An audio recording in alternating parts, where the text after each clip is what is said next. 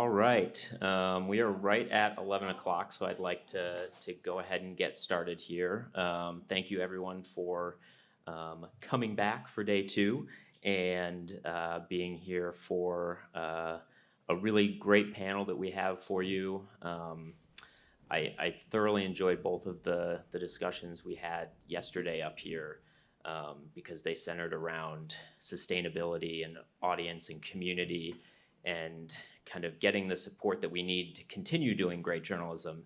And today we get to focus on that great journalism. So I'll get to the introductions of our panelists in just a minute, and just a quick programming note. We have myself, Jack Rooney from the Keene Sentinel here, and Samantha Hogan from the Maine Monitor. And then we've got two folks who are with us on Zoom. I'll introduce them in just a couple of minutes, but first I would like to welcome to the stage Duck Liu from the Knight Foundation. They have generously supported Radically Rural for a number of years now, and that has continued this year with more than a dozen of the journalists here. That's thanks to the support of the Knight Foundation. So I'd like to just give him a chance to say a few words about his work and the Knight Foundation's work supporting rural journalism.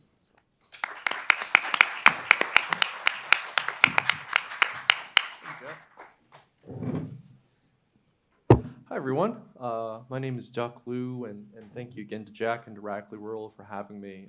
It's been an honor and a privilege to be able to support this organization and some of the great work that it's doing in order to promote rural journalism in communities across the country. In my time, I'll just say I just wanted to emphasize another bit of hope that I think for local community journalism, like for many of the folks in this room and that we'll be talking about. Knight Research that we published along with Gallup earlier this year did a large survey and looked at trust in media. And specifically, one of the things that I'm really proud that we did is that we asked folks across this country to think about national versus local media. And I think that's an important part, because otherwise it can kind of all get enveloped into one big bucket that people think everything's going through my social media feed, everything is included when it comes to information and media itself.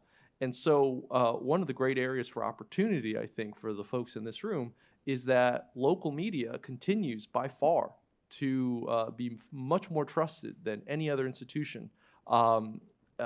Particularly when in relative comparison to national media, in relative comparisons to the national institutions that we all know and love. There's an opportunity there, I think, to talk about the way that we are a part and love the communities that we live in.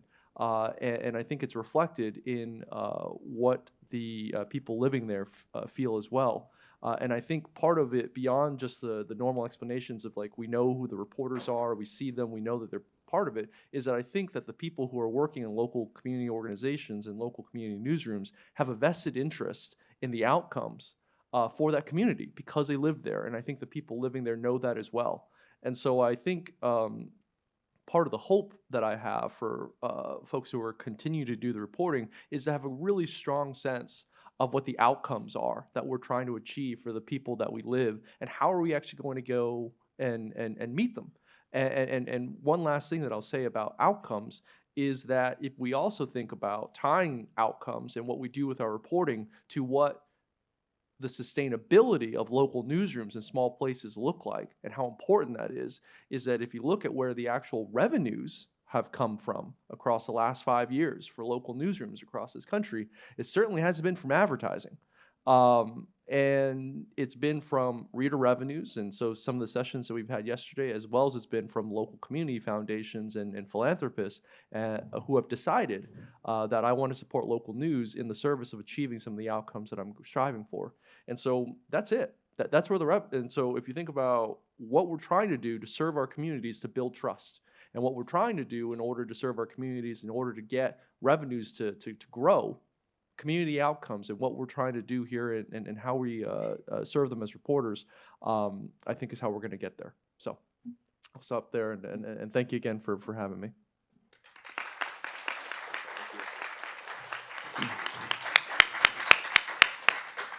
Okay, so We're going to see if our technical wizardry is working correctly to see if we can get Victoria and Adam up on the screen as well. Hey guys, can you hear us all right? All right. So just to provide a little bit of an outline, I'm going to give each of the three of these folks, I'll introduce them briefly and then kind of cue them up with a question to help them introduce themselves and their communities as well.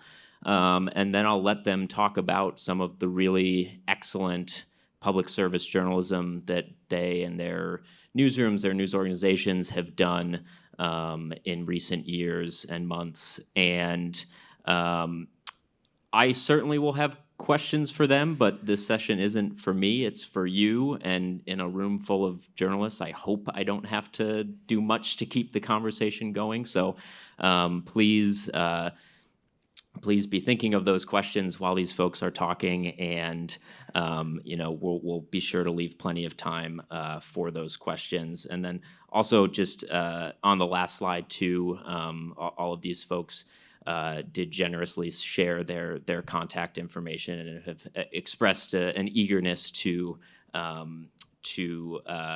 connect with anyone here to help you on your own journalism journey. So we're going to start with Victoria, and then Samantha, and then Adam. And I believe for the most part, while Victoria and Adam are speaking during the slideshow, we'll be able to hear them but not see them, but we'll have the slides up. And Victoria and Adam, just let me know when you'd like me to move on to the next slides for you guys, and I'll make that happen. So we will just jump in, and we'll start with you, Victoria Bulabasis, who is an Emmy-nominated journalist and filmmaker based in Durham, North Carolina. Her work aims to dispel myths about the global South, its people and places, against the backdrop of complex social, political, and personal histories. She often tells stories at the intersection of food, labor, and immigration, and the majority of her career has been spent in rural North Carolina documenting labor rights, healthcare, and language access in the agricultural and food industries. And Victoria, just to help you introduce yourself a little bit more, I'll ask each of the other panelists this too, but what would you like the folks here, the journalists here, to know about the rural community or communities that you cover? Essentially that it's not just black and white. There's not a dichotomy of a particular demographic. There's a lot of complex identities at play that really make up a rich, historically diverse space. Awesome. And so for Victoria, we are going to show about a total of 8 minutes of a documentary film that she produced. And we'll start with a brief clip, and then we'll pause, and she'll talk a little bit about what we just watched, and then we'll watch the rest of the clip and then move on. So we will just jump right in, and hopefully the sound will work.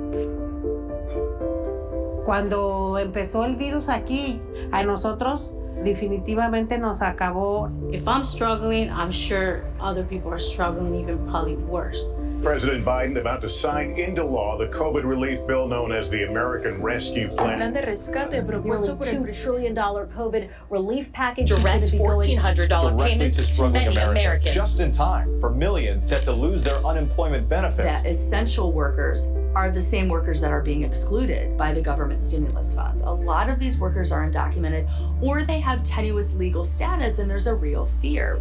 These folks are paying taxes. These folks are doing really hard, dangerous work that white families aren't doing. Los ruferos, los constructores, los que trabajan en housekeeping son la mano fuerte de este país. Vamos a pelear este cheque de estímulo. Yo estoy luchando porque a las personas excluidas de este estado se les dé un cheque de estímulo económico. Sí, sir. I was disrespected. I was bullied. I've never had anything demanded of me before. Nunca la comunidad latina se había unido. Las personas estaban en la sombra. ¿Cómo cuesta que escuchen nuestras voces?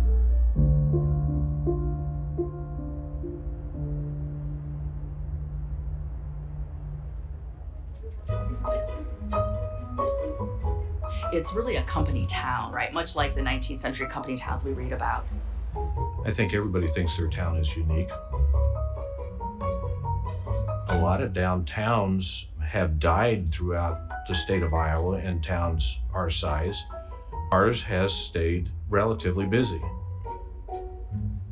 Columbus Junction has what would be considered a very large minority population, made up of a lot of Hispanic background from all over the world.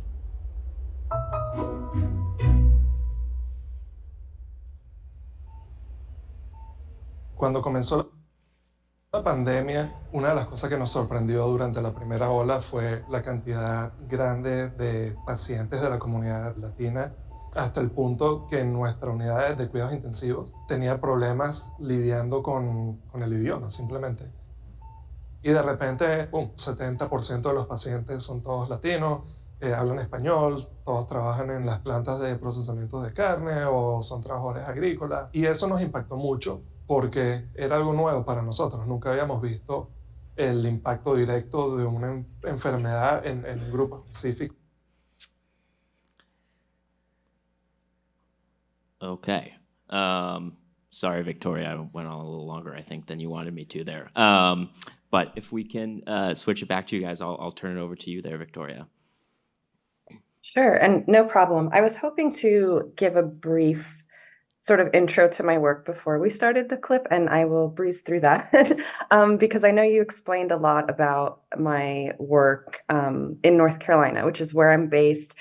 And I built my career in community journalism. I've always worked for an alternative news weekly, and then from there developed sort of a niche in long-form investigative reporting that also includes films, but primarily print.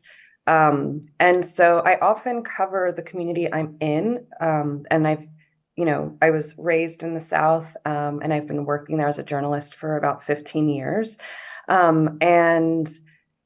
But then I can still be the local journalist, also representing the place where I'm from, but writing for bigger outlets. So quickly, I've been covering labor issues in the South and consequently in Mexico and Central America.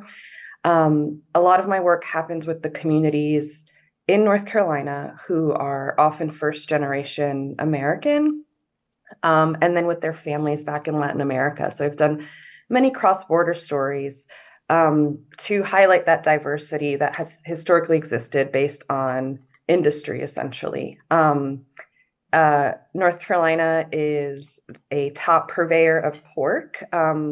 We often say we have more hogs than people, which is, I think, still a true statistic. And we also, we produce tobacco, sweet potato, the top in the country and often the world for some of those products. So a lot of the folks working our fields, and then our poultry plants or pork processing facilities are immigrant communities. And then they are changing. So for decades, it was primarily Mexican folks. Now we are getting a lot more people coming in from Central America, a lot of indigenous folks who are learning Spanish at their place of work in the States. And so they come speaking other languages, which has been really interesting for me because Spanish isn't my first language, though I am fluent, and I am often interviewing sources in which Spanish is not their first language either. So it's a very, very complicated but sort of beautiful interaction to see happening in like very small rural pockets. I began my career as a food journalist because my family fits into the Greek immigrant stereotype of restaurant ownership. And so I always understood that there was something else behind the food. It was often happening in the back of the house, in the kitchen, and then slowly realized that the voices behind this labor included different challenges based on families' class, but also immigrant status, which was very different from my upbringing as, essentially a white European immigrant family. So fast forward to this particular project and the clip you just saw. It is something I was commissioned to produce for Univision in Iowa, and it was Emmy nominated. I was at the Emmys last night. We did not win, but what I was really proud of, particularly about this nomination, and speaking to what the Knight Foundation found in their research, is that it felt like a local project because I used my same sensibilities as a local reporter to come in and do pre-production and figure out a story. The story was funded by HHMI, so it was supposed to be a health journalism story focused on long COVID and its effect on rural workers, essentially poultry plant workers. I had been covering poultry plants all during the pandemic in myriad ways in the South. And so they tapped me in to do this story. So of course, I started talking to doctors. We found Latino doctors who you saw in the clip, which was also very interesting, being able to serve communities. But we then realized that there was an organizing story happening. And literally, I think a day and a half before I was supposed to land in Iowa for 2 weeks, I had done all this pre-production, and someone had tipped me off to this organizing, and I realized that was our story. I had to rewrite the entire treatment and send it to the grant funder to convince them that this was a health story, and that we would find it on the ground, even though I wasn't sure. And so that makes me really happy because our team all had sort of like, we all have our roles as like producer, camera person, but we all had a say in the story structure because we were sort of on the ground figuring it out together, and inspired by following these workers and having their voices lead the way and listening. So the name of their group is called Escucha mi voz, or listen to my voice, listen to me. And so back to the Emmys, I think what I was most proud of, we were nominated for Outstanding Feature Story in Spanish. We were the only piece about immigrant communities in the US. The others were based in Latin America. And, I'm not salty. I'm glad that we were there. But I will say the winners did an amazing job too, but it was very much rooted in, it was about hitmen and the cartel. It was very much this narrative that I have been fighting against my entire career of like what it means to be Latin American and come from a community, like fleeing violence, what it means to be victimized. And our story rather created a more empowering focus on folks, taking matters into their own hands and celebrating that. And so we attempted to defy stereotypes as much as possible. And I was really happy to see that our story was in that category up against, bigger production budgets and, international risky travel, which I've done in my work as well. But this story felt so much more poignant in what is happening today. And it was a hopeful COVID story. And after a few years of writing a lot of sad ones, this was a really great one. So yeah, we can continue watching the rest of the clip.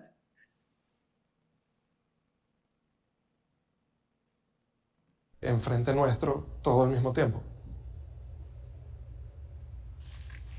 Escucha mi voz comenzó en el mes de abril. Comenzamos en Iowa City, donde fue la primera reunión con 8 miembros, y así nos fuimos expandiendo, haciendo más grandes. They're in Columbus Junction, they're in Washington, they're in West Liberty. Davenport met last night. Polk County, there's been some meetings. It's spread to rural communities where they're not liberal areas, and so it's really been exciting to see that.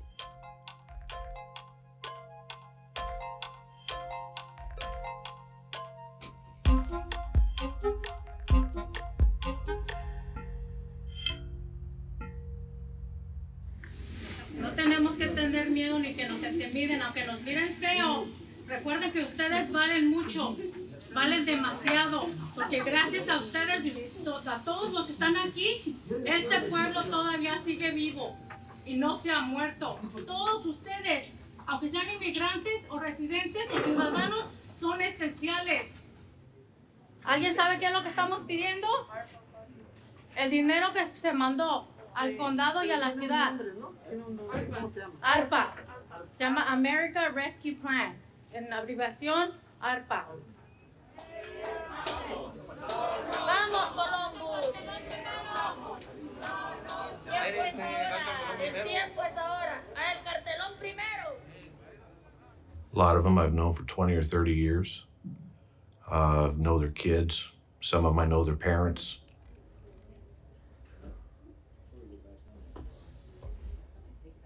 They've got a name for their group, but I really don't know what their group is. They just show up. I've never dealt with people like that before. I'm standing here today to ask you to release ARPA funds that were sent to you for the people of this county. I want to be the voice for my people as they are desperate in need. As essential workers who were exposed to the virus, I will stand for our rights. These funds do not belong to you, they belong to the people who worked through the pandemic. Thank you.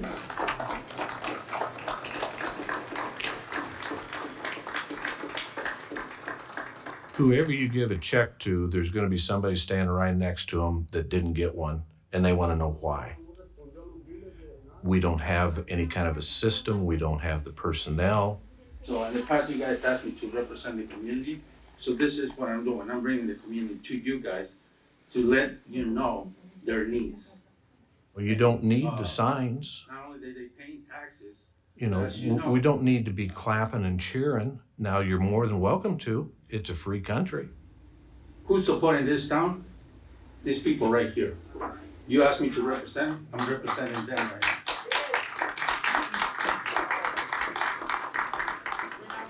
Mi nombre es Ana María Zapata. Nada más lo único que puedo decir es que nosotros somos tu pueblo, nosotros te escogimos, ahora apóyanos.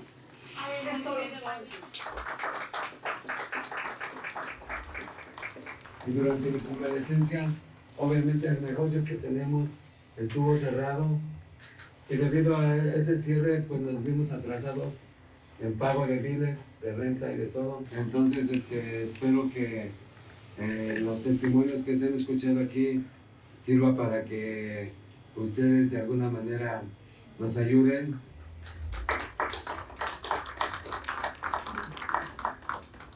I think it would be a better use of the funds to reduce the cost of our sewer system to all of our residents of Columbus Junction, whether you're documented, undocumented. So, doing this is not easy. We felt that we needed to use the money for something that would help all of our people, regardless of where you worked or who you are. It would help everybody.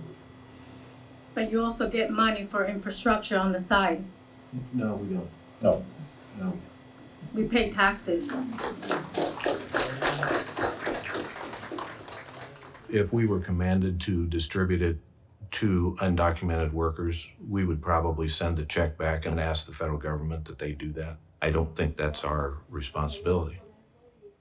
I believe the mayor here in Columbus Junction does not understand not even a bit of the struggles of an immigrant. A lot of the people here, like the community, didn't got like the stimulus checks like the way he did. And I don't believe he understands that point. When we see a mayor with his arms crossed like this, it's body language speaking to us, like you're not welcome here. Entonces, ¿qué viene diciendo?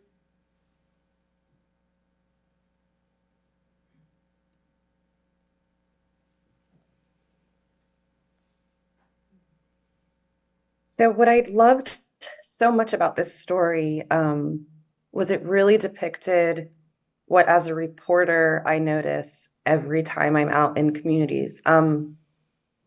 A few things. The use of terminology. So he referred to the community as minorities. They're technically the majority in that town. They have been for a while. The town is small. It's I think the 2020 census has it at 1,830 people. It's a tiny town. But you know, you go through downtown, you see Latino-owned businesses, as well as now some Asian immigrant-owned businesses.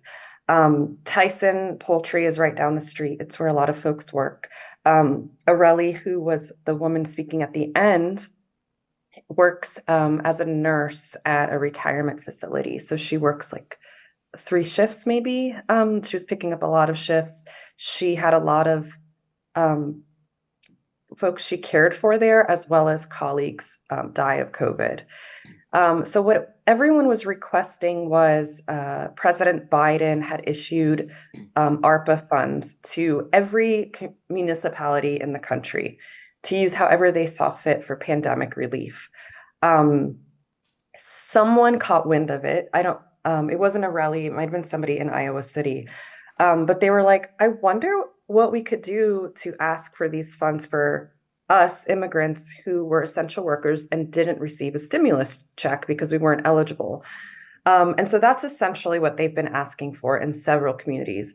Columbus Junction is interesting because, as you saw, it's a completely white, mostly male city council, despite the majority. And then a few miles down the road is another very rural town, West Liberty, that is majority Latino city council. And they did win in West Liberty. Spoiler alert, they did not win in Columbus Junction.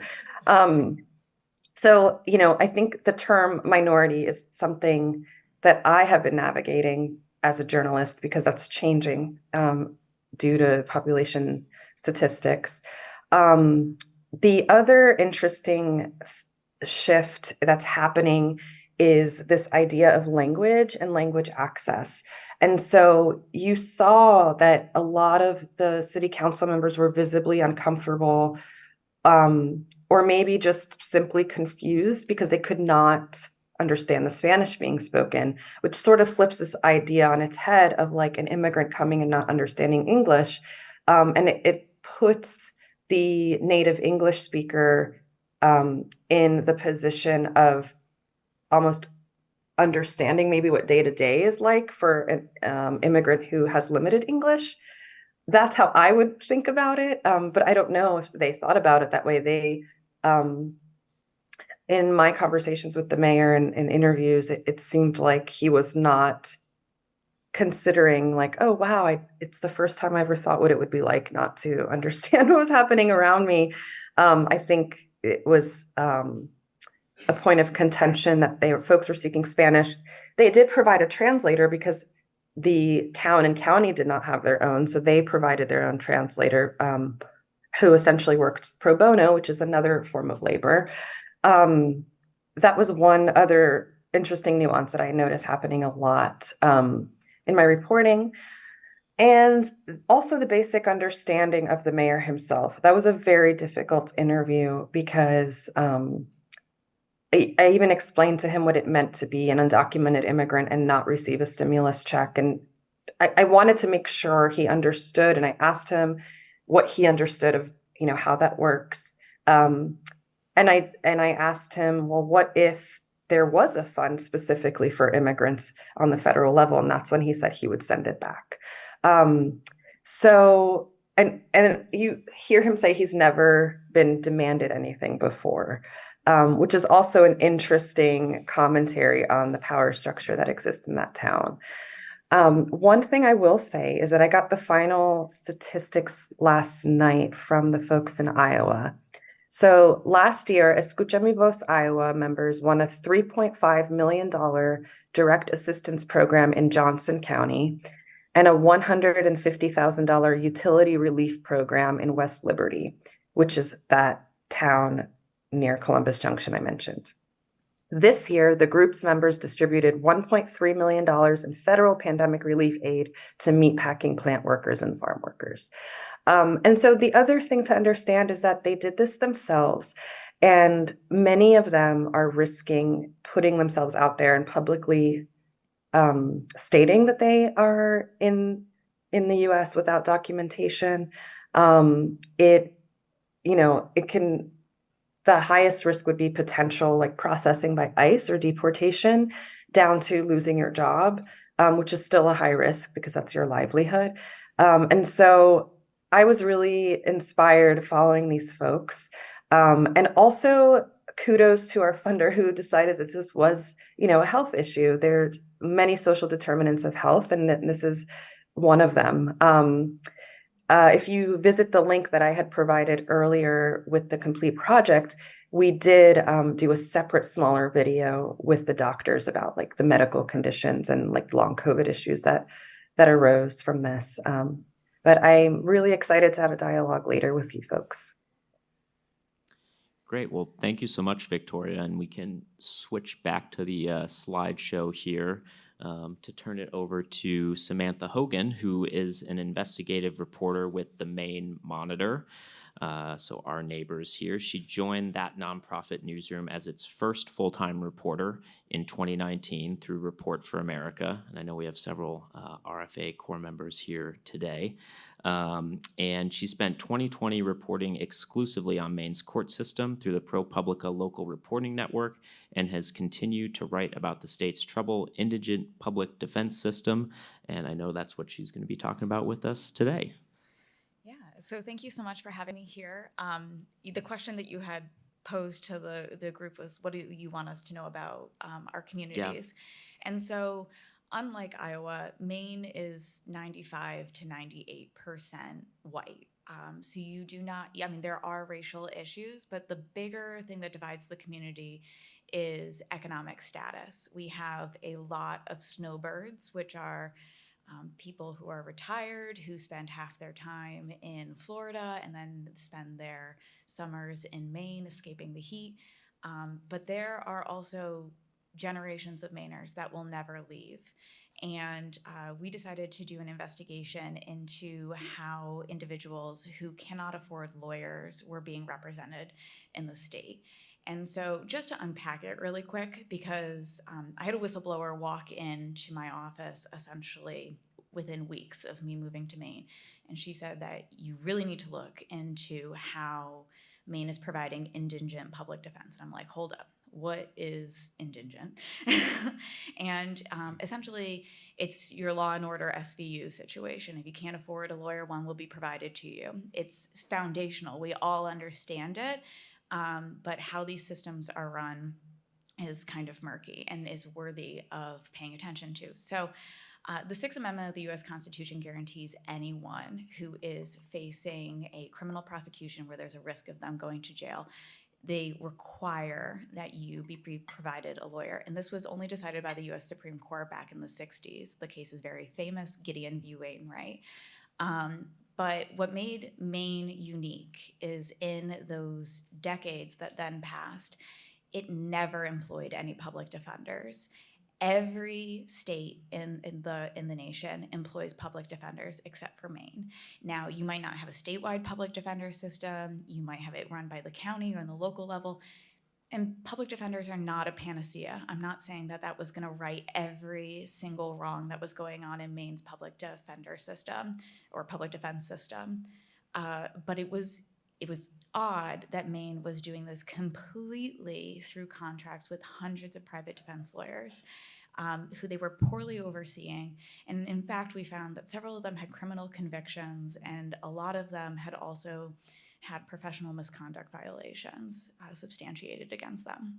And so I had a whistleblower walk into my office in August of 2019, and she had worked for the agency, which was incredibly small. There were 3 of them running our entire statewide system, overseeing everything from billing to who was being appointed, what was the eligibility criteria, how are we going to train them, how are we going to oversee them? Well, let me tell you, they were not overseeing them. And in the first 10 years of existence of this organization, they had only disciplined 5 attorneys and told them that they were not allowed to continue to work on cases. And so where we started was looking at, and I say we, I mean I. It was a team of two. There was the editor, publisher, nonprofit runner, and I was the only reporter. And I remember after the whistleblower left our office, I turned to him and I go, "Are we really going to take on lawyers?" And he was like, "Yeah, I think we are." And I was like, okay. So a big study had just been done. The legislature had paid over $100,000 for an independent consultant called the Sixth Amendment Center to come in and look at Maine's indigent public defense system and give, honest feedback about what was working, what wasn't. And it was a scathing report. It said that the criminal docket was advancing at the expense of people's constitutional rights. And so from reading that report, it was very obvious that they had done a data poll from the billing system. And so I was like, well, great. I'll just put in a public records request for that data because you made them anonymous, but I can figure that out with a couple of pivot tables and filtering of spreadsheets.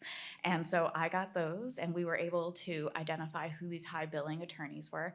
And in the case of Amy Fairfield, she was the highest paid attorney in the state with a state contract. And she would have needed to work the equivalent of 80 hours every single week for an entire year, no lunch breaks, no bathroom breaks, no vacations, no taking off Christmas, in order to bill as much as she had billed.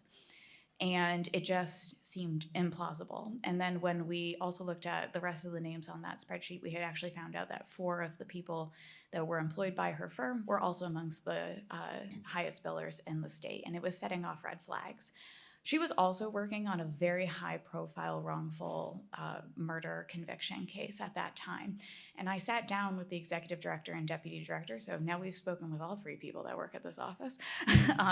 And we asked if they really believed that she was she had done the work on all of these cases. And they knew that she had been assigned cases that she was not working on, that had then been billed under her name, and they had been paid out.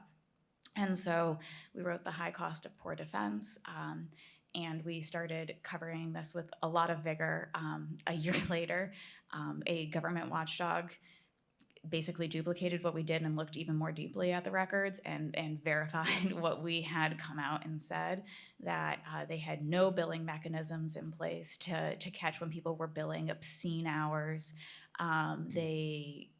Many things, that they were not investigating things thoroughly. And then it took a whole other year after that for the Maine Commission on Indigent Legal Services to actually file a civil lawsuit against that attorney and say that she had done negligent misrepresentation of billing. So that's to say, sometimes you don't get immediate results out of your investigations, but when you see smoke, there's likely fire. But between all of that happening, my really small news organization had applied to the ProPublica Local Reporting Network, and we pitched this story because there were just so many elements of this that just seemed wrong. And so the Board of Overseers of the Bar oversees attorney discipline. They're a quasi-judicial agency in Maine. You probably have something similar to yours.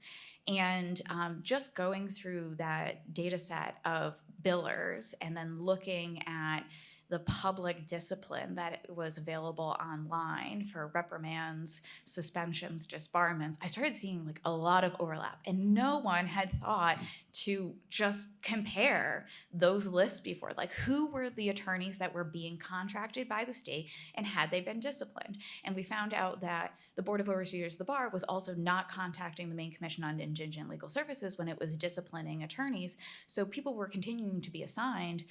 Anyway. So what we ultimately were able to show was that 26% of the lawyers who had been seriously disciplined with a reprimand, a suspension, or a disbarment in the 10-year period that MCILS had existed got contracts with the state to be public defenders. And some of these people had very serious criminal convictions or professional misconduct verified allegations against them. And so if you read the article, there was a gentleman who had hours of child pornography on his work computer. He had served a prison sentence. He had been approved for a contract with the Maine Commission on Indigent Legal Services and was doing appellate work on behalf of the state. We're down to like 5 lawyers that do that in this state through the commission. And I have spoken to people that say, well, I got assigned to him. It really creeps me out what he did, but I'm not sure I can get a different lawyer if I turn him down. And I don't have the $5,000-$10,000 retainer to hire someone on my own. So that's something I continue to keep an eye on. But then we also tracked down individuals who had gone through this system and had been assigned to these problematic attorneys. And so Leah Kerwin was a woman who was addicted to fentanyl, and she was had lost her nursing license and been charged with multiple felonies, and she was assigned to an attorney who then turned around and serially sexually harassed her, continuously solicited her for sex, sent her very explicit photos, and she was terrified, absolutely terrified. But the story that had been told in the press previously was that a lawyer had been disciplined for having a sexting relationship with a client, and it was far beyond that. And so what I think our investigation did really well was that it took things, unique events out of silos and really looked at it at a systemic level for the first time and said, no, like, we have not been enforcing rules. We have not been discerning enough in selecting who's going to be an attorney. There are real people that, yes, are charged with bad crimes, but they're people that have no choice but to have a court-appointed attorney, and we've stuck them in this really horrible system. During all that as well, we sued the state because we wanted the entire 10 years of data about their billing practices, because we wanted to look at motions and all of that. We ended up settling with them in September, and we ended up producing one last story together with ProPublica.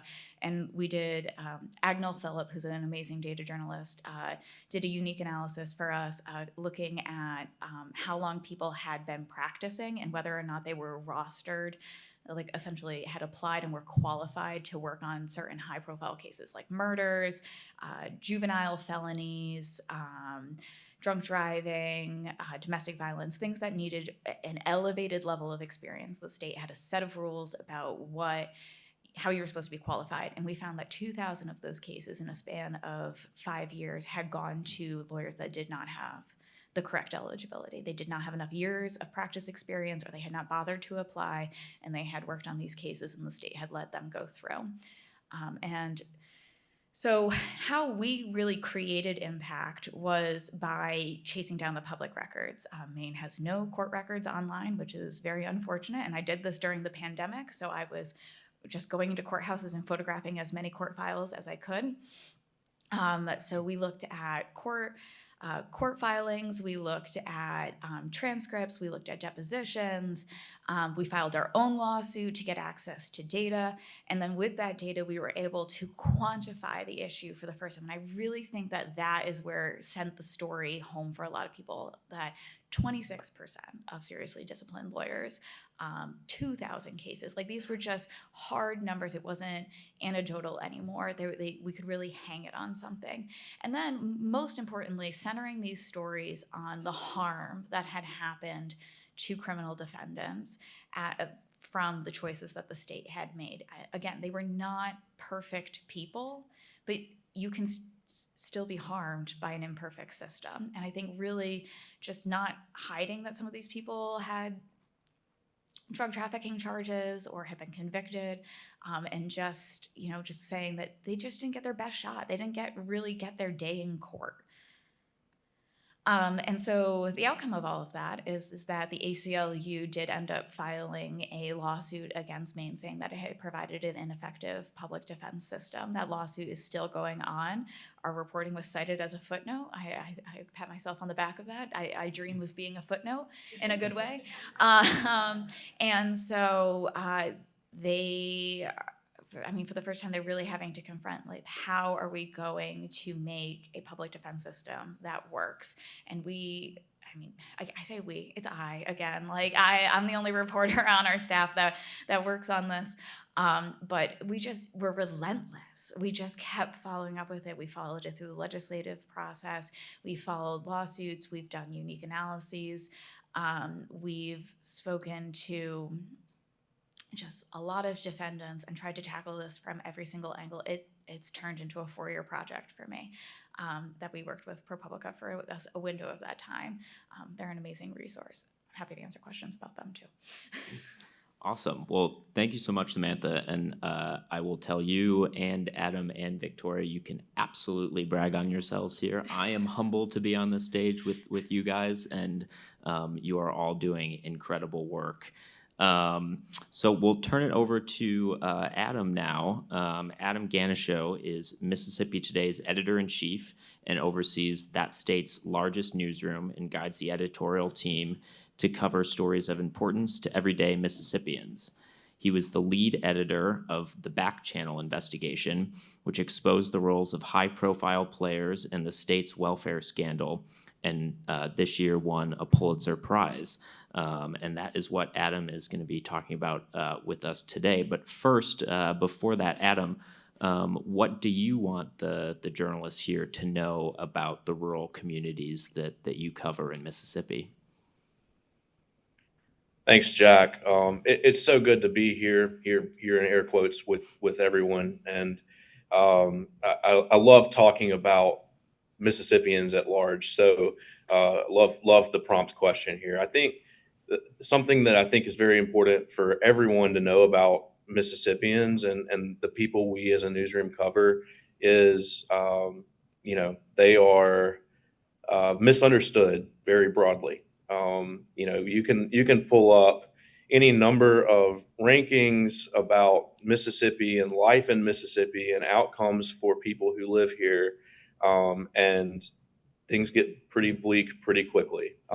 And I think that for everyday Mississippians, I think Victoria was talking about sort of this notion that I think everybody here fully understands and appreciates, is that our communities that we cover are not monolithic in any way. They are very diverse. They are, they have their own sets of backgrounds, beliefs, and dreams and goals. But broadly speaking, at least for Mississippians, no matter whether they live in a tiny town or a suburb of a medium-sized town, whatever, they have similar dreams and hopes, and they want what's best for themselves and for their families. And depending on where they live, especially in a state like Mississippi, where there are so many problems, they might not have as good access or opportunity to achieve those hopes and dreams for themselves or for their families. So that's, I think, they're fighters. They're fighting, every day for that dream, for those dreams, but they're also fighting preconceived notions from people from out of state, but more importantly, even from people who make decisions for them, who live among them. And I think that as a newsroom at Mississippi Today, that's where we come in, and that's where we're, I think, proudest to serve them. We kind of see our role. We're a nonprofit newsroom. We launched in 2016. And it's, we are the largest newsroom in the state now. That sounds great. It's a newsroom staff of about 15. So put in perspective, maybe I wish we had double that, but we're proud to serve that role. But, we are mostly Mississippi natives who love and care about those people that I've been talking about very deeply. And we care so much about the future of this state and making those lives better if we can. And I think as a newsroom, we have this goal of, I try to stay in, keep this as simple as possible. And maybe this isn't the best way to illustrate it, but I view our role here at Mississippi Today as, if you look at it on a spectrum or a scale, we're kind of right in the middle. And on one side of the spectrum or scale, you have everyday Mississippians who I just have been talking about, who are living their lives, who want better for themselves and their families. On the other side of the spectrum, you have the decision makers, the power brokers, the lawmakers, the people who are in these positions to affect everyone's lives. And then you have us, and I like to think of us in the middle. I like to think of us as going to those everyday Mississippians, really listening to them, hearing what their struggles are, their concerns are, their triumphs are, and then portraying that to the decision makers, and then conversely taking, what's happening on the decision maker side and trying to distill that into basic information for the everyday Mississippians who are affected by that. I think we've been successful in doing that. I have any number of examples I could point to in how we've sort of served that role for Mississippians in over the years. But I think for today's purposes, Jack, you had mentioned the welfare scandal coverage that we were very proud to have won a Pulitzer Prize for this year. I think, Jack, if you want to go to the next couple slides here, these are just basics, but we really, like I said, pride ourselves in listening to those everyday Mississippians. So the background of what ended up being a Pulitzer Prize from reporting that we ended up publishing in 2022 really started with our lead reporter on the project, Anna Wolf, starting work at our newsroom in early 2018. She pitched this job as a reporter covering poverty in Mississippi. I talked about the rankings. Any number of rankings have us worst of the worst in those outcomes, highest poverty rate, lowest median household income. And Anna came to our newsroom quite literally to cover that for the first time in our state's history of any newsroom covering just poverty and policy that could help people who are in poverty. And so she went to work and she started listening to everyday Mississippians. She started reporting, what people were living with and living through and how they were surviving or struggling to survive, what kind of help specifically they were or were not getting from programs that were designed to help them. The next slide, this is just a collection of headlines that kind of show that these two slides here. Anna was on the ground for years, listening to people, covering their issues, and listening and portraying that to our state's leaders. She realized pretty quickly after she started in 2018 that those people weren't getting the help they need. She started digging into that some. She was reading these national reports from academic researchers that showed that Mississippi was only approving less than 1% of applications for Mississippians who had applied for cash assistance. So she said, wait a second, if so few people who live in the highest poverty state in America are actually getting assistance from the government, what are we doing with the money that we can see is coming to the state from the federal government through these programs? This one in particular was TANF, the Temporary Assistance for Needy Families program that Congress appropriates each year. So she starts asking questions and seeing that the state, instead of giving out direct cash assistance to people who needed it, they had started pumping that federal money into these nonprofit programs and initiatives that really had no accounting whatsoever. So she, as a reporter, actually goes to the state auditor who's in charge of assessing where this cash is going or where this federal fund is actually moving. And she says, there's something weird going on here, man. You ought to look into this.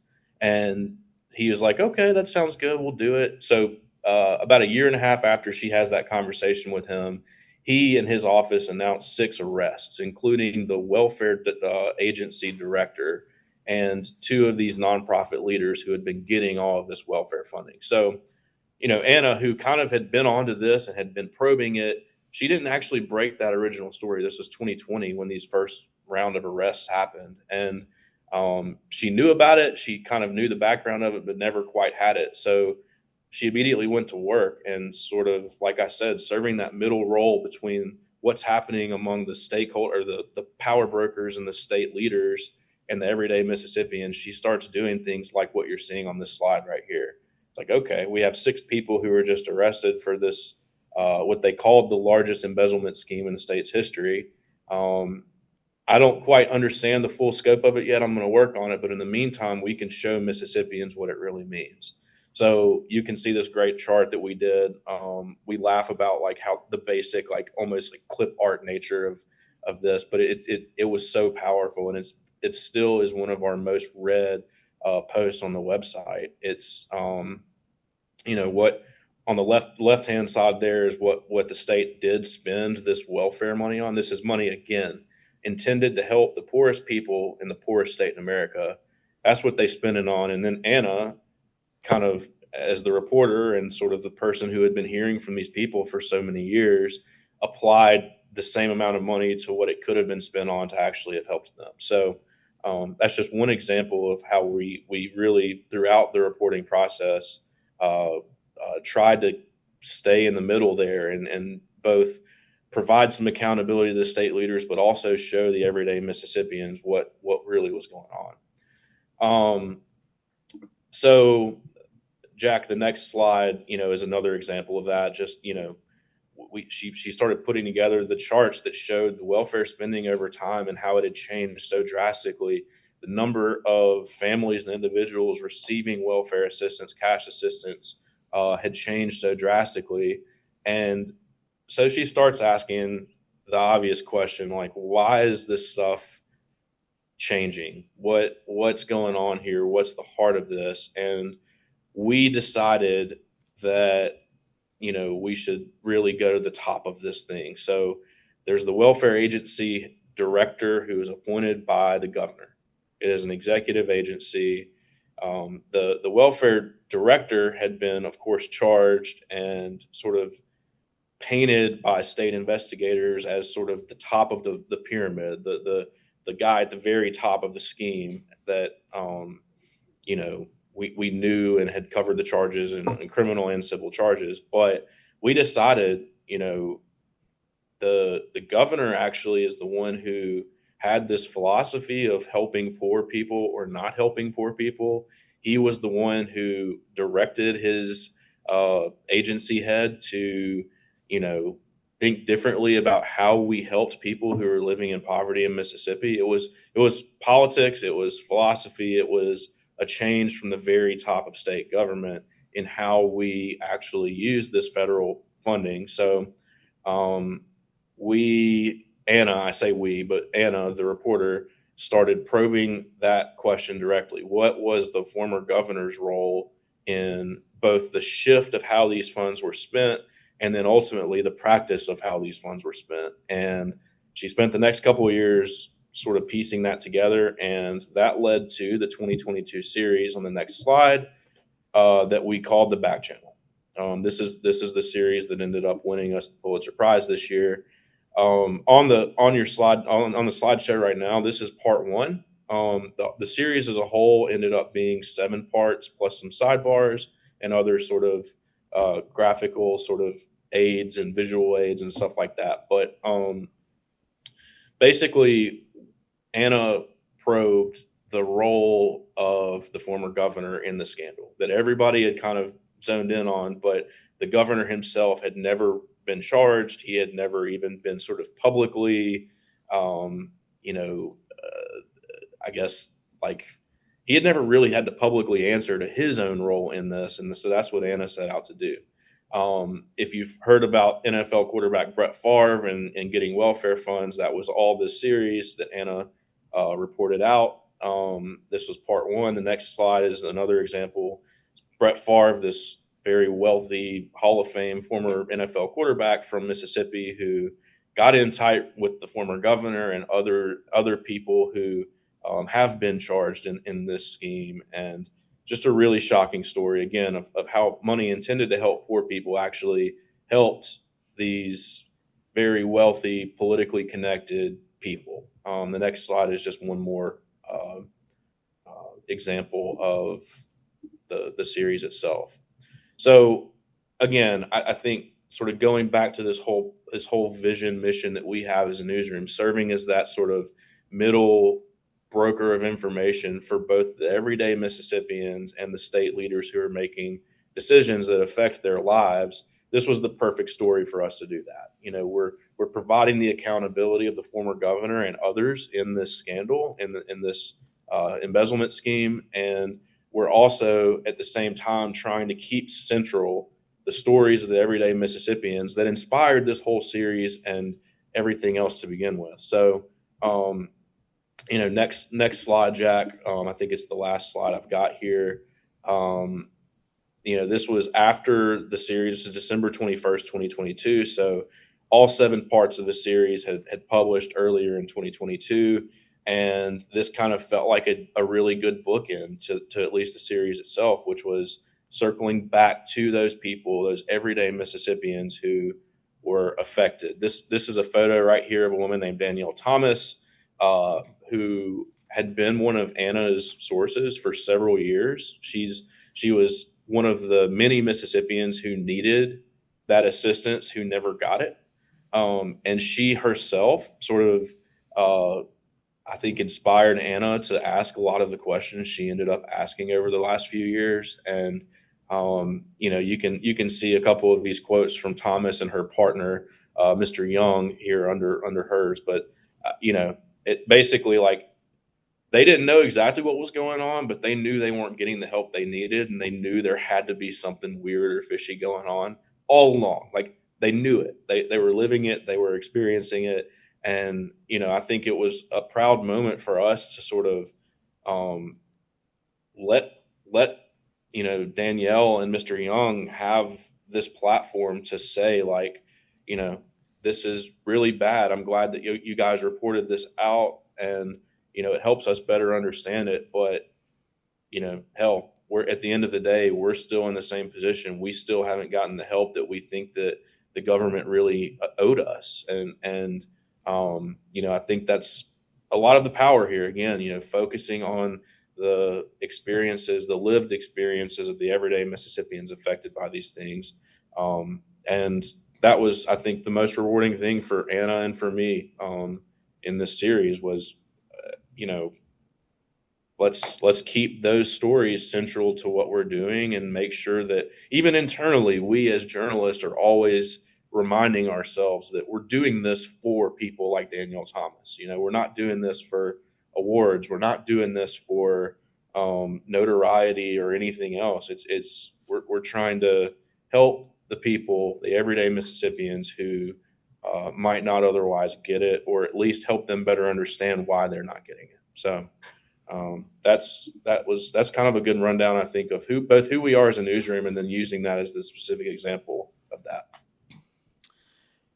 Great. Well, thank you so much, Adam, for all of that. And we've now got just under 30 minutes for questions from the folks here. So I'm going to ask Terry to probably run the mic to everyone so that the recording that we're taking can hear this, and for the folks on Zoom can hear us. I think especially for Adam and Victoria, it would be helpful before you ask a question, just briefly introduce yourself, your name, and your role at your organization.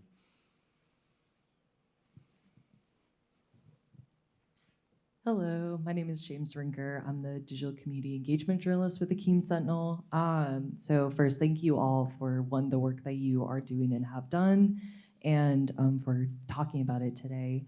Something that really strikes me as like a younger journalist and working in my own rural community that I grew up in here is the impact of speaking with those who have experienced a lot of trauma in everything from what you were working on, Leah, with Leah Kerwin, to Mississippians just not seeing the funds, and Hispanic workers who are not seeing also those funds and also the respect in their communities.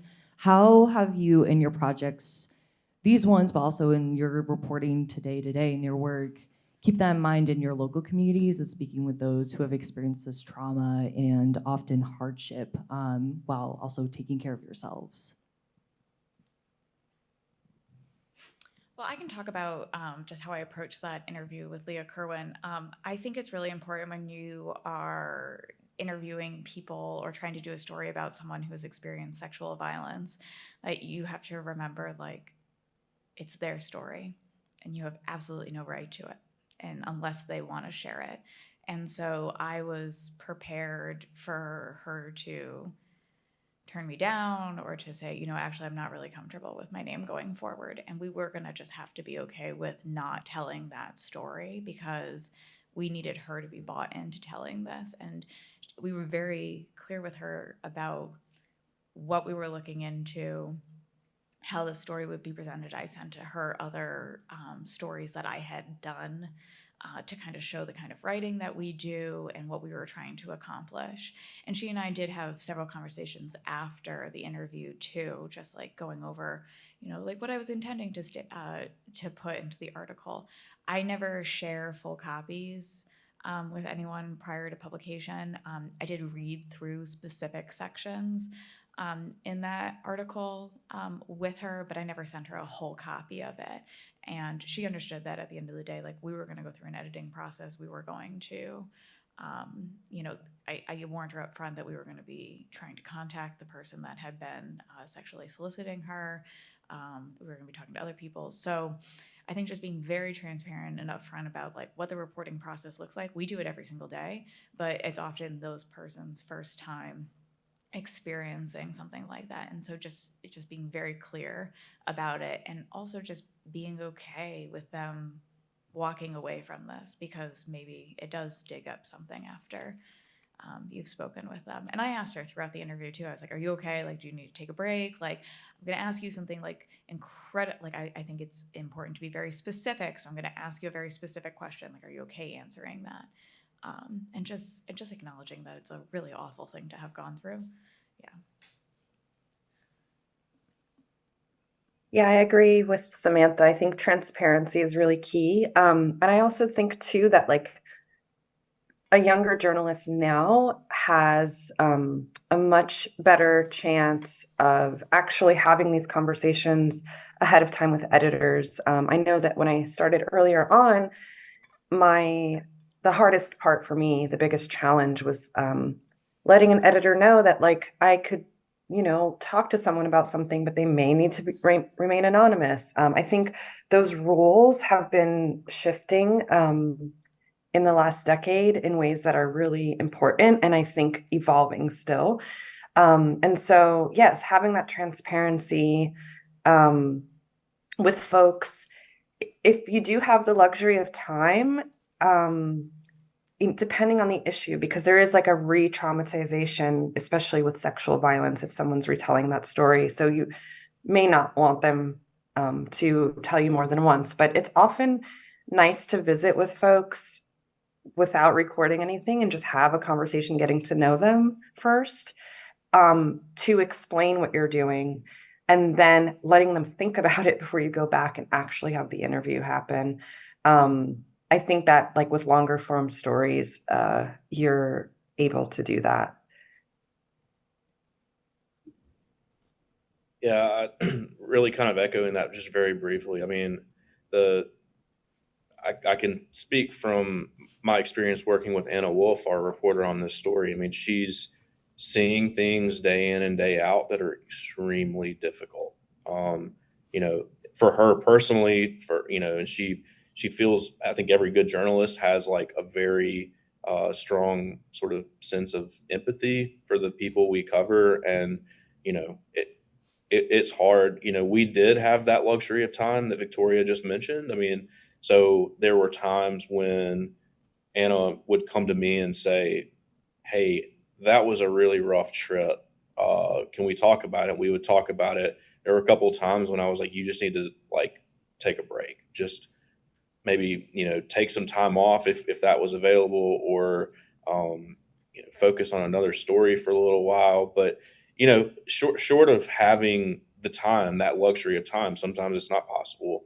I think having a support system in place, having an editor who is willing to listen and help out, I think is very important. So for young journalists, I would say please like put yourself in a newsroom in a position uh, to have some of that flexibility if at all possible, and look for those mentors, those editors, those even just reporter colleagues who can be a good sort of sounding board or escape from the things that you're dealing with.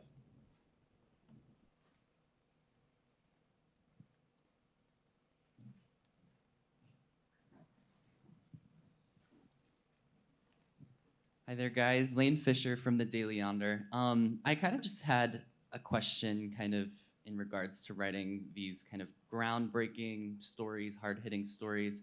Like I can imagine that they could raise controversy within a community, and especially in a small community, that might affect your relationships with the people around you. And I just wondered what advice you have to kind of deal with that potential blowback, both like internally, but also if you're like actually confronted by somebody in your community about it.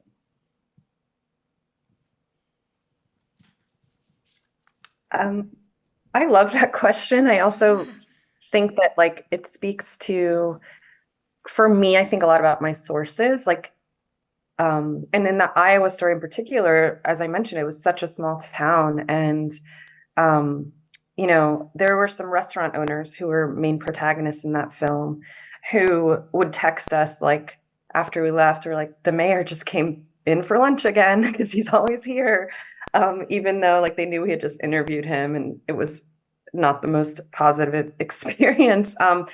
And you know what that means for people's daily lives. They're interacting and clashing all the time. I think it kind of goes back to transparency when you're talking with sources, to let them know, like, are you okay with the fact that you will see this person again? I try to be clear with people. You know, I don't give them my set of questions or anything, but I try to be clear with people that like, we're also going to talk to this person about this very specific thing you said about them. Like, we need it to fact check and to get their side, explain that journalistic process. But in dealing with pushback, I think as a journalist, it comes with the territory. And I think as long as you have maintained your own integrity in the why, and always remind yourself why you're doing a particular story, and reevaluating that why, and just kind of stay firm in that. Like, you know, not everyone is going to love you. Yeah, I would just say report the truth and be fair. And then, like, and I used to get all worked up, like, oh my God. And then I was like, I'm not here to make friends. Yeah, I'm just here to report the truth and be fair. And like the minute you like free yourself of that, I see these people all the time. And like, you know, I will welcome criticism. Like, I'm like, absolutely, tell me what you think I got wrong. Like, I want to be accurate. And then they say something, and then it's an opinion. It's not anything factually wrong. So just like free yourself of being afraid of what people are going to say about you, and just be fair and accurate.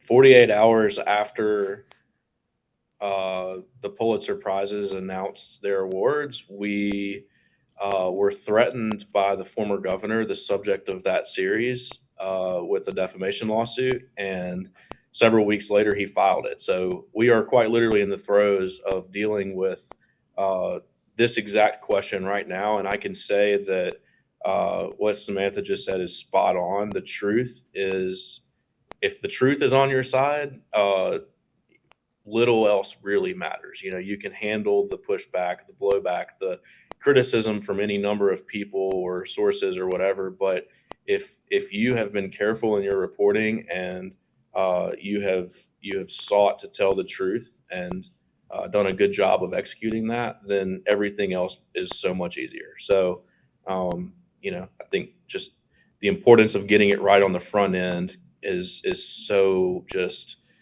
paramount to feeling comfortable when the blowback comes on the back end. And I can speak from very, very good experience in this exact moment on that.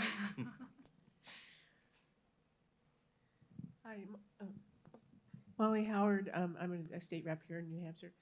Victoria, did I hear you say that you were a party to one of the lawsuits, or did I mishear that? No, I wouldn't think so. Thanks.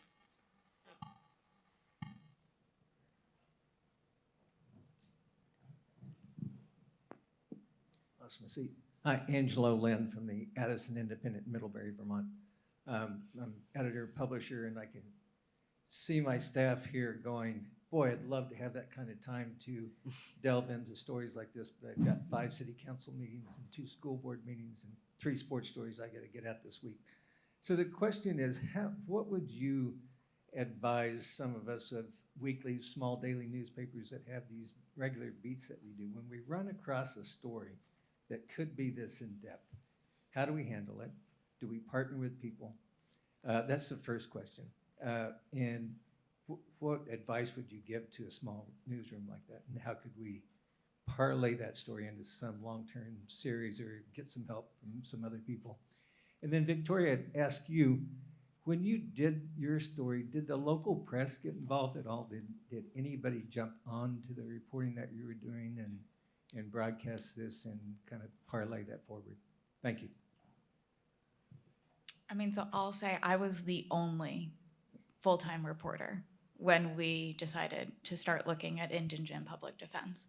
And we did apply to the ProPublica Local Reporting Network, and we got it. And my editor, to his credit, who was running the nonprofit, putting out the publication every other week and overseeing freelancers, he was like, I'll figure it out. I'll figure it out. This is a story worth doing.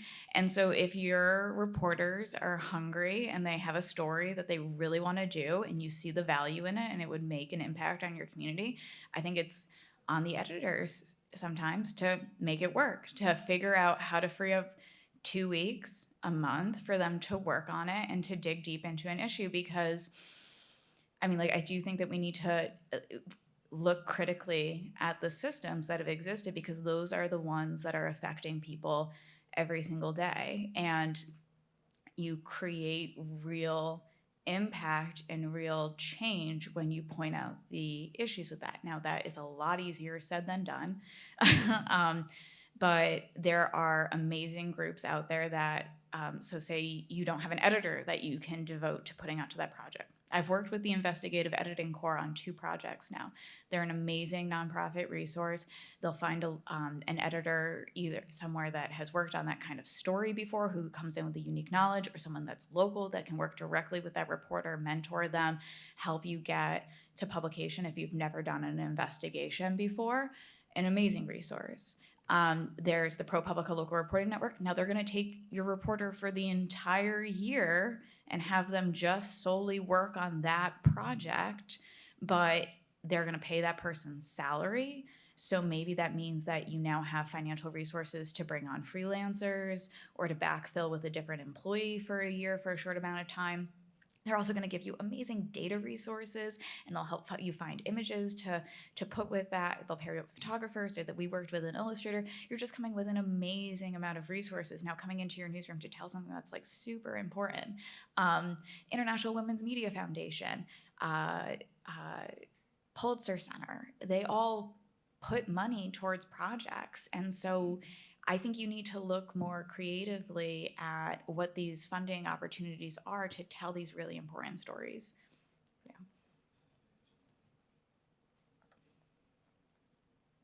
Yeah, totally agree with Samantha. I was the food editor at our weekly paper, but also doing immigration stories for years. But I had to manage my own section and team of freelancers.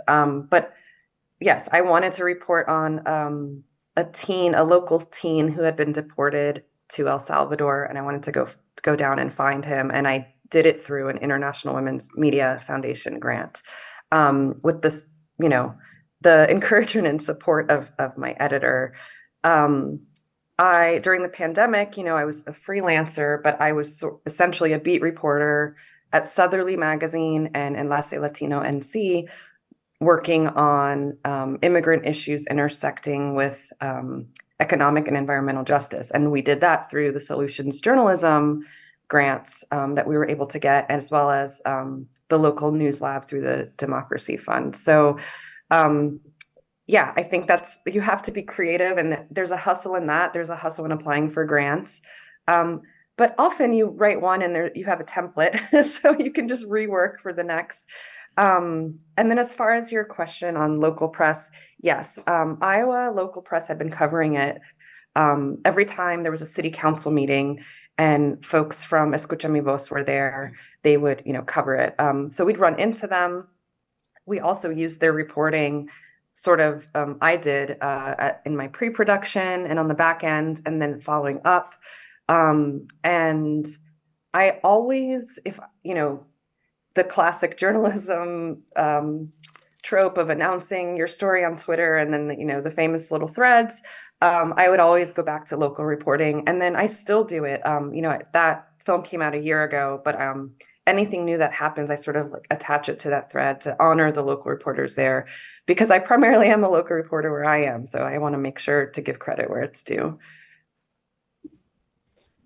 Yeah, really briefly, Anna Wolf, the reporter who published and worked on the Back Channel series, that series was a result of everyday daily beat reporting. I mean, it was the daily or the like monthly meetings of welfare officials who were talking with lawmakers, and she was on the ground doing the just general beat reporting while reporting out the bigger, what would become the bigger series. Just logistics wise, I think probably um, there definitely was like a 1 or 2 month period in which maybe while she was like writing all the things, putting together all the things that she had found in her reporting that ultimately became the series, probably was a month or two of focusing more on that than the everyday beat coverage. But I think that there is a way to continue the beat coverage to a certain point for a big investigation like this, because that's ultimately what typically would lead to it anyways. But uh, echo there are resources. I can say this. I'm not sure where you're located, but we're a nonprofit newsroom that really does kind of try to cover the whole state of Mississippi, and I cannot tell you how much I love calls with newspaper editors around this state who say like, "Hey, we have this thing that's come up. You guys have the ability to help us or not?" It's something that like I wish we could do a whole lot more of, but it's a conversation I love having, and sometimes it works out. So I don't know if you guys have a newsroom like that in the state where you are, but just another possible resource there. Hi, this is Duck Liu from Knight Foundation. I just wanted to echo what Adam is talking about in terms of working with other newsrooms across your state. I want to point out resources like Lana over here from the Institute of Nonprofit News, and how we can use them as a fulcrum point for organizing collaborations with newsrooms who are focusing on very similar topic areas. So places like INN, as well as the local Independent Online News Association, to find other newsrooms who are working on very similar topics. Because I imagine, except for a case like Maine, where they were the only state in the country that had this kind of a system, I imagine issues dealing with welfare reform and things like that are also going to be things that people in other kinds of states have been trying to report on, other data resources you can use and best practices you can bring to bear. And if you have also specific investigative reporting issues, I would also recommend contacting IRE, the Investigative Reporters and Editors. That's a membership association that I think you can get a lot of great training on, and some funding resources and other things like that for some potential projects that you're working on too.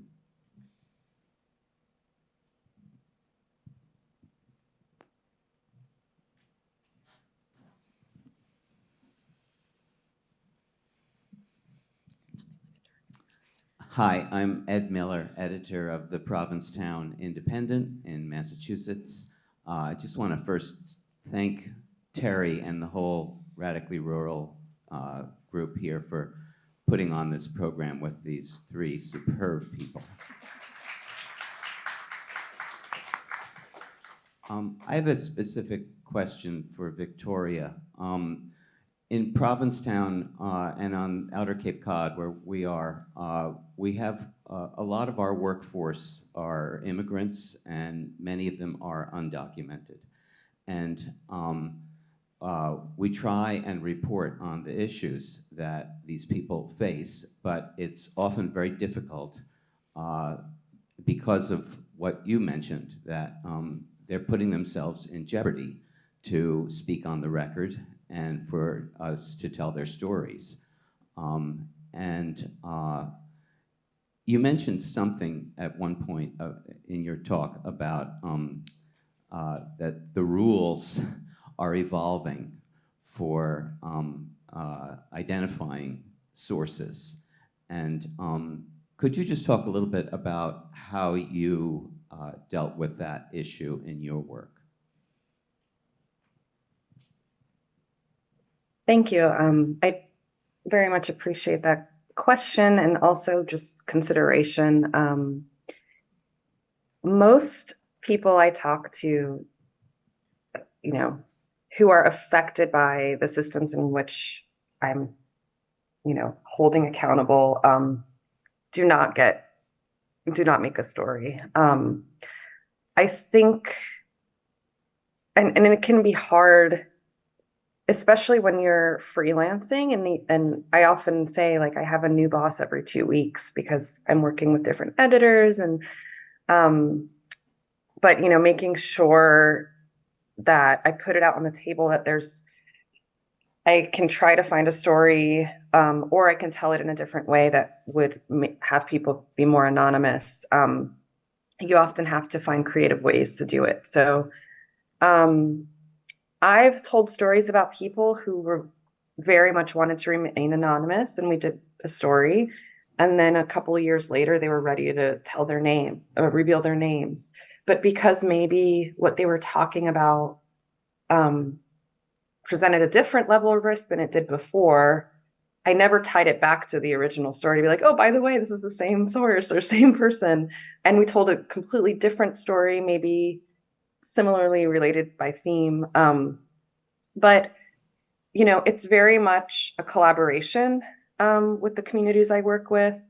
And that's how I present it to editors, and be clear about that. And I often don't go forward if I'm assigned something in which anonymity is not okay in the publication. Different places have different rules. I think also for a local paper, establishing a set of guidelines, putting it in writing, documenting what you're willing to do, or discuss what you're willing to discuss, just having it available so that new reporters especially have it as a resource, and then have it open to change and have those, ethics and guidelines open to discussion. But yeah, I mean, I think depending on who's in office, locally or federally, changes a lot of people's perspectives. There are often people who tell me they're totally fine using their names, but then I often assess the risk and feel as if it may not be. And when that happens, I do speak to like immigration lawyers, for example. I have my resources to sort of like help me identify the best way to move forward, and evaluate risks, and talk with editors about that. So yeah, when I say the rules are changing, I think it was a lot more stringent. I went to J school back in the day, and objectivity was drilled into our heads. I think that's an actual impossible thing to do. I think fair and accurate and truthful is the better terminology. I think everyone comes in with their own biases, so there's no way any human can be objective about anything, but you can be fair and accurate and truthful. And so leading with that is just how I have to make those determinations. And if there's an activist who's been open, that's fine, but workers are very, very tricky.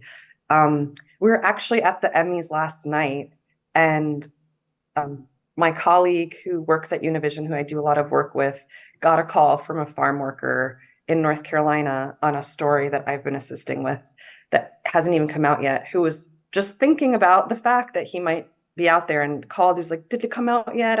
I don't know if I want to use my first name anymore. And she took it in the middle of the award ceremony, at like 8 p.m. Because that does happen. And so like, giving folks the benefit of the doubt who are at risk and having it evolve throughout the reporting process versus like an elected official who knows what it means to be speaking to a journalist. I think those are also different ways. I hope I answered your question. We have one more question. Yep. Hi, everyone. So my name is Elijah DeCastro. I'm a Report for America Corps member, and I cover Allendale County in South Carolina, which is the least populated county in the state, and it's the 20th poorest county in the country. So I wanted to ask Victoria, so Allendale County is about 85 to 90% African-American, and you spoke a little bit about how in Iowa you were reporting on the community was, I think it was like 55% Latino, and 45. 45. And Okay. 41 white. Yeah. Right, yeah. And I wanted to ask you if you could kind of expand a little bit on the best ways to approach reporting on majority minority communities in rural areas, because for me, being a white journalist from the Northeast, there was an adjustment that I've been having to make there, as well as how to represent people's stories to the community, because the paper that I work for is pretty small. Mhm. Yeah, I mean, I think it is always harder for me when I leave North Carolina, where I've developed a huge network of trust, really. And even when I'm interviewing a stranger, I'm often like vetted by one of their community members, and then at least can open a conversation before the reporting starts. So going into Iowa and only talking to people over the phone and Zoom, of course, the very first time you're in person, everyone's sussing everyone out. And, I go in without any assumptions. I also speak Spanish, and that's very helpful. And it's not only helpful in interviewing sources, but it's helpful in picking up a Spanish language newspaper while I'm there to see how they're covering the community. And I am lucky enough to work with a group called Enlace Latino NC in North Carolina. It's the first nonprofit Spanish language news site in the state that is very community driven and allows me to do the stories I feel are important. Versus a lot of Spanish news are using wire stories. They're still publishing mugshots of folks in their own communities and just doing sort of like a very traditional style of reporting. And so it's easy to pick up a newspaper in English and in Spanish and see what's missing from the stories and the voices. Try to put yourself in someone's shoes and be like, what would I want someone to know about me? I can take what I know from my community in North Carolina and apply it to another rural community and understand the challenges that encompass, rural life. Also realizing that there's very specific challenges in each place. So yeah, I try to kind of assess what's going on already in the media landscape, and then see where like humanity is missing from those pieces, and just talk to folks and flat out ask them. I'm sure we all do this, but what would you want people to know about? What do you think what misconceptions do you feel exist about your community, and what would you want people to know? And starting from there. Yeah, well, unfortunately, I think we're going to have to leave it there for now. But if we can switch back over to the slideshow just real quick, if you want to maybe snap a photo of this to get contact info. I'm sure the conversation can continue over email, phone, Zoom, in the coming weeks and months too. As we've been talking about kind of throughout these couple of days here. These panels are great, but it's the people we meet and the connections we make here that are really valuable and impactful. So I would encourage all of you, especially our young journalists in the room, to stay in touch with these folks who are just so generous and so helpful. And so with that, I think I'll ask Terry to come up here and just lead us through some housekeeping. And while he's doing that, let's just give a big round of applause to our panelists here.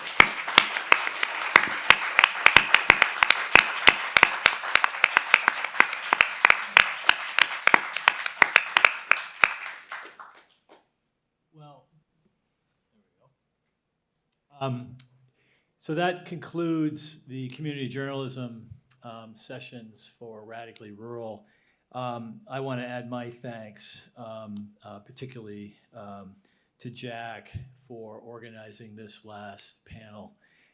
You heard him say earlier that yesterday's sessions were all about kind of laying a foundation under our news organizations in order that we can do the work that you just heard from Adam, Victoria, and Samantha.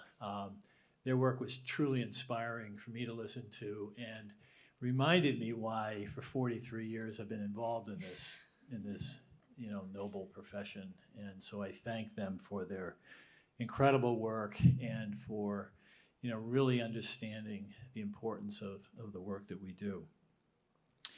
I also want to thank all of the panelists from yesterday for their contributions. They've helped enlighten us in terms of the things that we might be able to do to make our newsrooms, our news organizations more sustainable. And of course, another shout out to the Knight Foundation, yes, the Marlon Fitzwater Center for Communications for sponsoring our track again, and for their journalists who kept me up until 3 this morning putting out their section. I also want to thank Jeremy Robarge and Alex Trombley, who are our tech folks for this. Any of you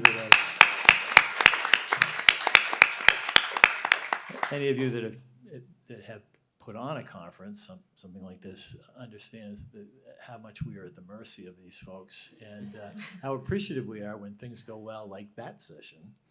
My gratitude to Tom Ewing, the publisher of the Keene Sentinel. He has been incredibly supportive of my being able to be part of this, and for the Sentinel to be immersed in this concept of radically rural. This is not possible without somebody that cares a lot about the community, a lot about community journalism, and we are indebted to Tom for his support of our news organization, but also for this conference. So thank you, Tom.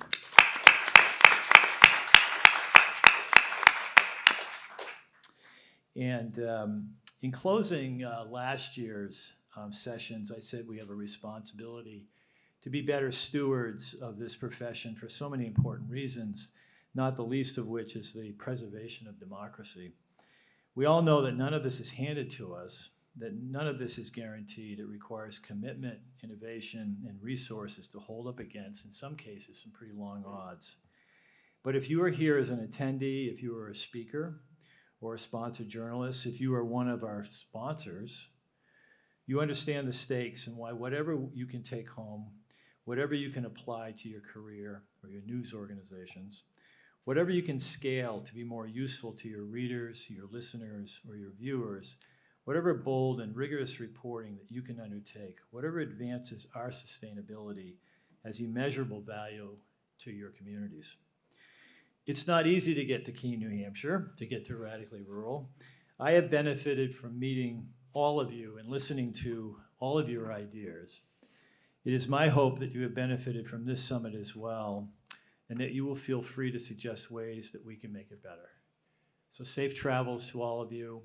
For the folks that are our sponsored journalists from the Knight Foundation, and to our speakers, I hope you'll gather with me out in the lobby for one last housekeeping measure before we head out to lunch. But I really thank you for making the trek to Keene and being part of this. Thank you.